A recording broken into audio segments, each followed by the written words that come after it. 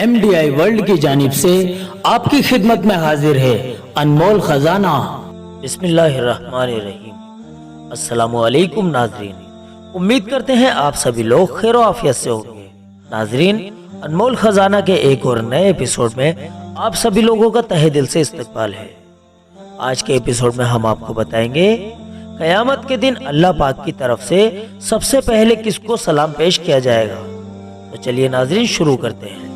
नाजरीन, आपको बताना चाहेंगे कि कयामत के दिन सबसे पहले जिनको अल्लाह पाक की तरफ से सलाम पेश किया जाएगा वो जात है हमारे और आपके दूसरे खलीफा हजरत उमर रजी अल्लाह अन्हु की। कयामत के दिन अल्लाह पाक सबसे पहले हिसाब के लिए हजरत उमर रजी अल्लाह अन्हु को बुलाएंगे।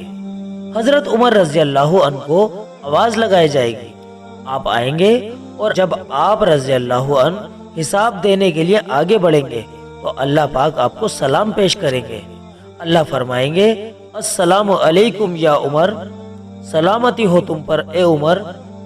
हदीस पाक में है कयामत के दिन जिसको सबसे पहले अल्लाह ताला सलाम करेंगे वो हजरत उमर रजी अल्लाह अन्हु होंगे। खुतबात जुल्फ़कार जिल्द नंबर 7 पेज नंबर 96।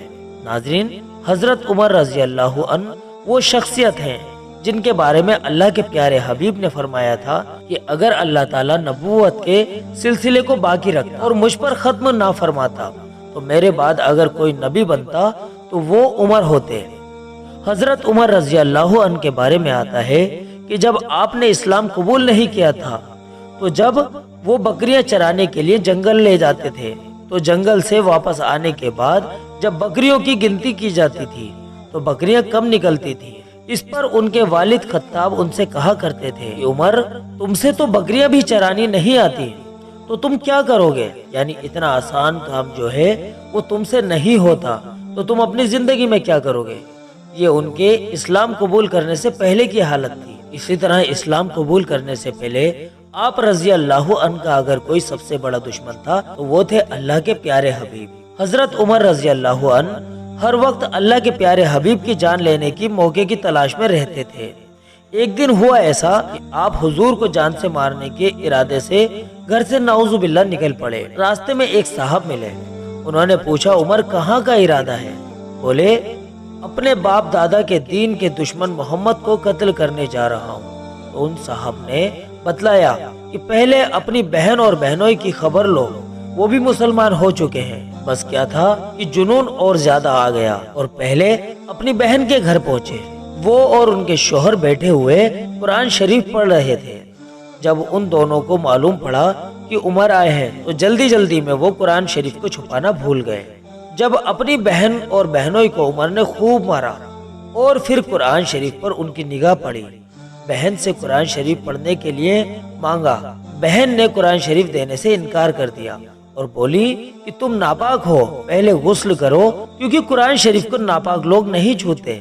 हजरत उमर ने गुस्ल किया और पाक होकर और 16वें पारे की सूरत ताहा की शुरू की कुछ ही आयतें पढ़ी थी। बस क्या था कि दिल की हालत ही बदल गई। अपनी बहन से कहने लगे, मुझे मोहम्मद सल्लल्लाहु अलैहि वसल्लम के पास ले चलो। अल्लाह के नबी के पास गए और फिर कलमा पढ़कर मुसलमान हो गए और अल्लाह के नबी से फिर ऐसी मोहब्बत हुई कि आप सल्लल्लाहु अलैहि वसल्लम पर अपनी जान तक कुर्बान करने को तैयार हो गए और अल्लाह पाक ने ऐसी सलाहियतें दी कि आपने बड़े बड़े मुल्कों पर हुकूमत की। तो नाजरीन, हजरत उमर रजी अल्लाह अन्हु के बारे में ये थे कुछ मुख्तसर सी बातें जो हमने आपको इस अनमोल खजाने के एपिसोड में बताई हैं। उम्मीद करते हैं आज की एपिसोड से आपकी नॉलेज में काफी इजाफा हुआ होगा। इसी तरह की जानकारी हासिल करने के लिए आप हर रोज सुबह 11 बजे अनमोल खजाना का एपिसोड जरूर देखा कीजिए। चलिए नाजरीन, मिलते हैं अगले एपिसोड में। तब तक के लिए आप अपनी दुआओं के साथ हमें इजाजत दीजिए। अस्सलामु अलैकुम व रहमतुल्लाहि व बरकातुहू।